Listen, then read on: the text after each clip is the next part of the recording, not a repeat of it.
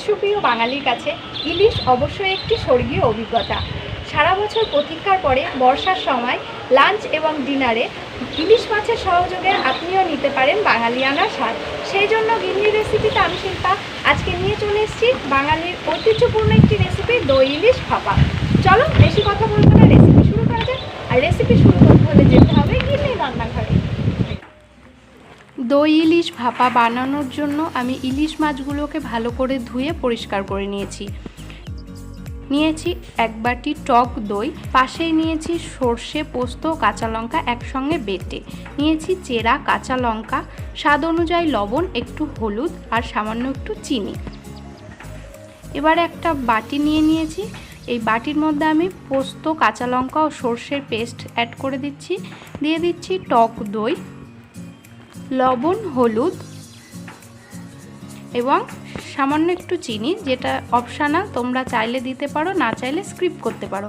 সমস্ত কিছুকে আমি ভালো করে একটা চামচের সাহায্যে মিশিয়ে নিচ্ছি।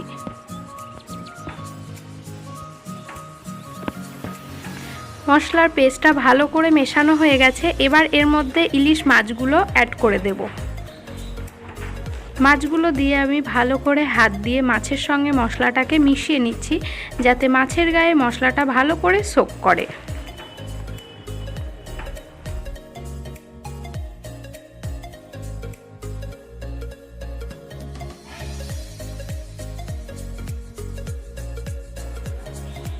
এবারে এর মধ্যে অ্যাড করে দিচ্ছি চেরা কাঁচা লঙ্কা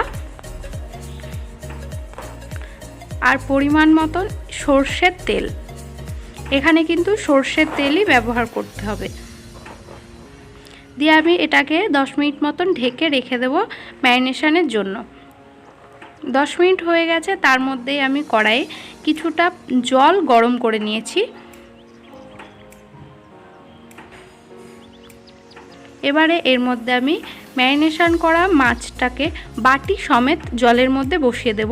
জলের লেভেলটা চেক করে নেবে, বাটির অর্ধেক দেবে, কারণ জলটা ফুটলে না হলে মাছের ভেতরে চলে যাবে। মাছের মধ্যে কোনো জল অ্যাড করছি না। এবার একটা প্লেট দিয়ে ঢাকা দিয়ে দিচ্ছি এবং সেই প্লেটের ওপরে আমি একটা ভারী নোড়া চাপা দিয়ে দিচ্ছি। এবারে গ্যাসের ফ্লেমটাকে একেবারে লো করে 15 থেকে 20 মিনিট আমি এটাকে ভাপ দিয়ে নেব।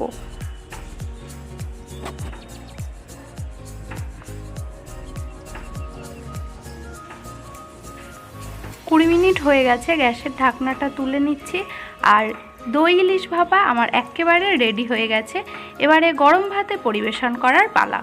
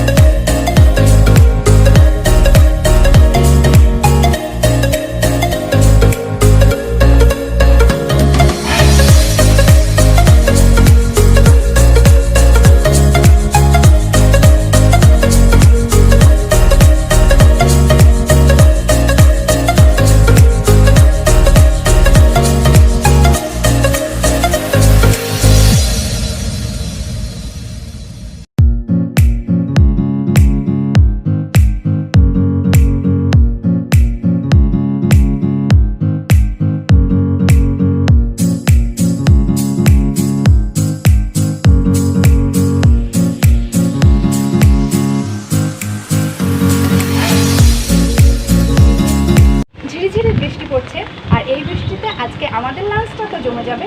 তোমরাও ঘরে এই বর্ষায় খুব তাড়াতাড়ি ট্রাই করে ফেলো দই ইলিশ ভাপা। আশা করছি খুবই ভালো লাগবে।